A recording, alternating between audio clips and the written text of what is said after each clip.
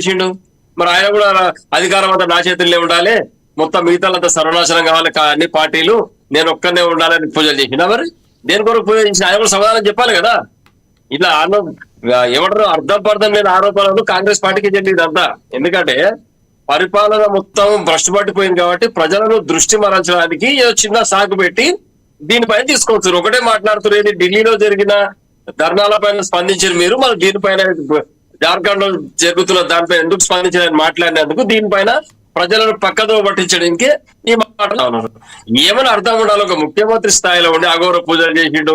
అఘోర పూజలు అంటే క్షుద్ర పూజలు అంటే చేతబడి, ఈ ఎవరిని ఎక్కడికి తీసుకుపోతున్నావు? చదువుకున్నవా నువ్వు, విద్యావంతులు అంటావు, మూఢనమ్మకాల పైన వ్యతిరేకంగా మాట్లాడాల్సి పోయి నువ్వే చేతబడి చేసిర్రు, క్షుద్ర పూజలు చేసిర్రు, నువ్వే మాట్లాడితే తెలంగాణ సమాజం ఎక్కడ పోతుంది? ఇక ఏం చెప్పదలుచుకో తెలంగాణ సమాజానికి నువ్వు ముఖ్యమంత్రి హోదా నుండి ఇటువంటి మాటలు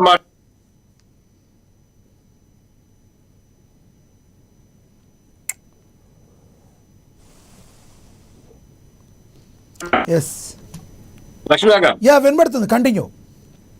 కాబట్టి ఇటువంటి మాటలు మాట్లాడేప్పుడు దయాగారు కూడా మాట్లాడుతున్నాడు. ఏం మాట్లాడుతున్నా ఆయన కూడా అర్థం లేని మాటలు ఇవన్నీ. నేను ముక్కుకు నీళ్ళకి రాస్తాను నిరూపించు. ఒకవేళ పూజలు చేసి ఉంటే ఆయన వ్యక్తిగతం కావచ్చు, బంధు కొరకు కావచ్చు, భార్యాభర్తల కొరకు కావచ్చు, కుటుంబం కొరకు కావచ్చు, ఈ తెలంగాణ సమాజం కొరకు కావచ్చు, ప్రపంచ శాంతి కొరకు కావచ్చు, దేశ హితం కొరకు కావచ్చు, ఇన్ని ఉన్నాయి. ఎవరైనా బుద్ధున్నోడు ఎవడైనా ఈ దేశం నాశనం కావాలని లేకపోతే ఈ రాష్ట్రం నాశనం కావాలని పూజలు చేస్తాడు రాజకీయ నాయకుడి? హరీష్ రావు అటువంటి లైమ్ లైట్ లో ఉన్న లీడరు ఇట్లా చేస్తాడు ఎవరైనా ఊహిస్తారా? అది కేవలం వీళ్ళకే చెందుతుంది. ఇటువంటి మాటలు మాట్లాడడానికి ఎవరు కూడా మనసొప్పదు, ఆలోచన రాదు. ఇటువంటి ఆలోచన చెడు ఆలోచనలు కేవలం కాంగ్రెస్ పార్టీ నాయకులకు మాత్రమే ఇటువంటి ఆలోచనలు వస్తాయి. ఎందుకంటే పరిపాలన చేతనైతే లేదు, ఉన్న విషయాన్ని చెప్పుకోనికే పోతున్నాడు. ఏమంటాడు నిన్న మైనార్టీ మీటింగ్ పెట్టాడు. మైనార్టీ మీటింగ్ పెట్టి ఏం చెప్తాడు? ఈ ముస్లిం యువకులకు చదివితే అర్థం కాదు, వాళ్ళకి చూస్తేనే అర్థమవుతుంది కాబట్టి ఐఐటి పెట్టినా, 10వ తరగతి పాస్ అయిన ఆయనకు డిఎస్పీ పోస్ట్ ఇచ్చిన, ఎమ్మెల్యే ఓడిపోయిన అజారుద్దీన్ మంత్రిని చేసిన, ఈయనను షబ్బీర్ అలీని ఇంకో పదవి ఇచ్చిన, వీళ్ళకి ఏం చాలా కాదు నేనే చేసినా ఉద్ధరించిన మాట్లాడుతున్నాడు. అంటే మరి ఈ 70 ఏళ్ళు కాంగ్రెస్ పార్టీ మైనార్టీలకు ఏం చేసింది, ఏం చేయలేని నువ్వే చెప్తా ఉన్నావు. నీకు కనీస అవగాహన లేదు, ఎట్లా మాట్లాడాలి, ఏం చెప్పాలి. పోయినప్పుడు టీజీపీఎస్సీ నెంబర్లుగా రోడ్ల మీద తిరిగేటోళ్ళు, ఫుట్పాత్ లో మాట్లాడుతా ఉన్నావు, పేపర్లో బఠానీలు అమ్ముకుంటారని మాట్లాడుతుంది. అరే నీకేమైనా ఆలోచన ఉందా? చదువుకున్న వ్యక్తుల పైన గౌరవం కానీ ఇంకేమైనా లక్ష్యం ఉందా? ఈ రోజు పేపర్లో వచ్చింది ఏమంటున్నాడు, రోడ్లపై తిరిగేటోళ్ళు టీజీపీఎస్సీ మెంబర్లు అయింది. ఇది ఈయన ఆరోపణ. ఇగో అన్ని పత్రికల్లో దీంట్లో పేపర్లలో వచ్చింది. ఇటువంటి మాటలు ఈయన మాట్లాడతాడు. ముఖ్యమంత్రి స్థాయిలో ఉండి ఓ చదువుకొని టీజీపీఎస్సీ మెంబర్ గా ఉన్నోళ్ళను విమర్శించే సిస్టమ్ కూడా ఒక లైన్ ఉంటది. ఆ లైన్ దాటి ముఖ్యమంత్రి మాట్లాడితే నీ సహచర ఎమ్మెల్యేలు సహచర మంత్రులు ఏం మాట్లాడతారండి? ఇది ఆయన చెప్పేది. పరిపాలన చేతనవ్వట్లేదు, కళ్యాణ లక్ష్మి షాదీ ముబారక్ ఆగిపోయింది, కోర్టులో కౌంటర్ అఫిడవిట్ దాఖలు చేస్తలేవు, తులం బంగారం ఇస్తాను అది ఇస్తలేవు, 2.5 ఇస్తాను ఇది లేదు, ఏ ఒక్క స్కీమ్ కూడా ఇచ్చే పరిస్థితి నీ దగ్గర లేదు. ఇవన్నీ కప్పిపుచ్చుకోవడానికి ప్రజల నుంచి తిరుగుబాటు స్టార్ట్ అయింది కాబట్టి ఈ కప్పిపుచ్చుకోనికి ఏం మాట్లాడుతున్నాడు హరీష్ రావు? క్షుద్ర పూజలు చేసిండు, తెలంగాణ సమాజం నాశనంగా కోరుకుంటున్నాడు, నువ్వు మాట్లాడుతా ఉన్నావు. గత ప్రభుత్వం సవాల్ విసిరారన్న, మీరు డబుల్ బెడ్రూమ్లు ఎక్కడ ఇచ్చారు, ఇచ్చిన మేమైతే ఈ రోజున మరి అన్ని ఇస్తున్నాం, చెప్పిన మాటలు హామీలని అమలు చేస్తున్నామని చెప్తున్నారు.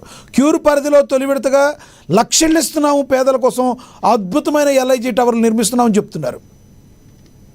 ఇప్పుడు పోయిన సంవత్సరం రైతులకు రుణమాఫీ చేస్తాను, మళ్ళీ ఏం మాట్లాడుతున్నావు? 2 లక్షలు కాదు 3 లక్షలు చేస్తాను.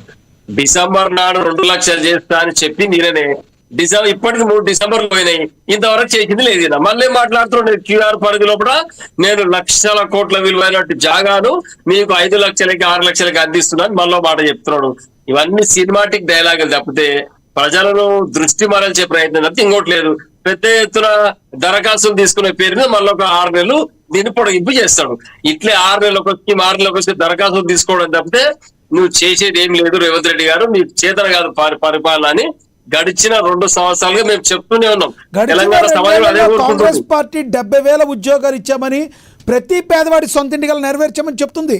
అయినా మేము నిద్రపోవట్లేదు, 18 గంటలు కష్టపడుతున్నాం అని చెప్తున్నారు రేవంత్ రెడ్డి గారు. ఇప్పుడు ఒకటే అండి, రేవంత్ రెడ్డి గారు 70,000 ఉద్యోగాలు ఎక్కడిచో శ్వేతపత్రం విడుదల చేయాలి. సమాచార హక్కు చట్టం ప్రకారం గవర్నమెంట్ రాజముద్ర వేసి ఆ పేపర్ ప్రజల ప్రెస్ ముఖాలు పెట్టమని చెప్పండి. ఎందుకు అబద్ధాలు మాట్లాడతారు? మాజీ ముఖ్యమంత్రి కేసీఆర్ గారు ఇచ్చిన వీళ్ళకి నియామక పత్రాలు ఇచ్చి ఈయన ఉద్యోగాలు ఇచ్చిన మాట్లాడితే ఇంతకన్నా విచిత్రం ఏముంటుందండి పరిస్థితి?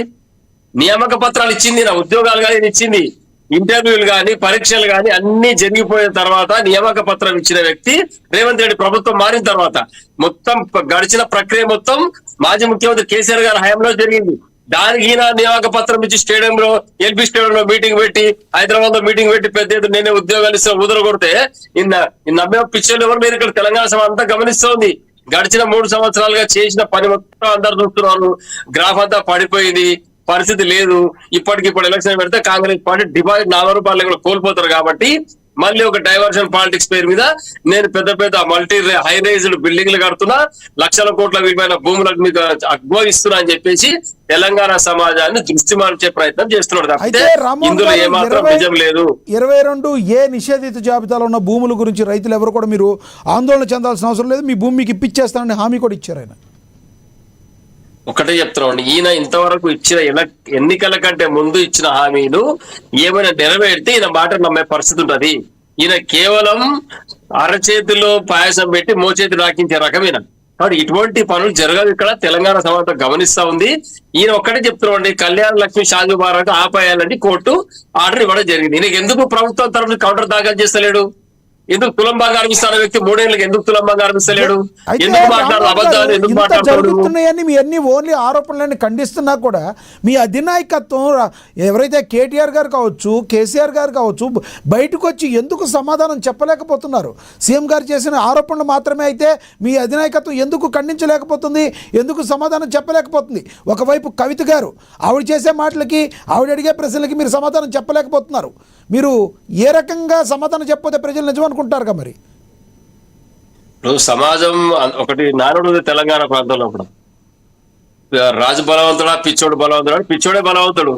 ఇష్టం వచ్చినట్టు మాట్లాడదు రేవంత్ రెడ్డి. ఎవరు చెప్పాలి సమాధానం ఆయనకు? ఇప్పుడు కేసీఆర్ గారు సమాధానం చెప్పినా ఈయన ఊరుకునే పరిస్థితి లేదు. కేటీఆర్ గారు చెప్పినా ఊరుకోడు. రేవంత్ రెడ్డి గారు మాట తీరేది. హరీష్ రావు గారు చెప్పినా అదే తెలంగాణ సమాజం మొత్తం కాదంటే అవునంటాడు. ఇలా కరెంటు పరిస్థితి ఏమున్నది?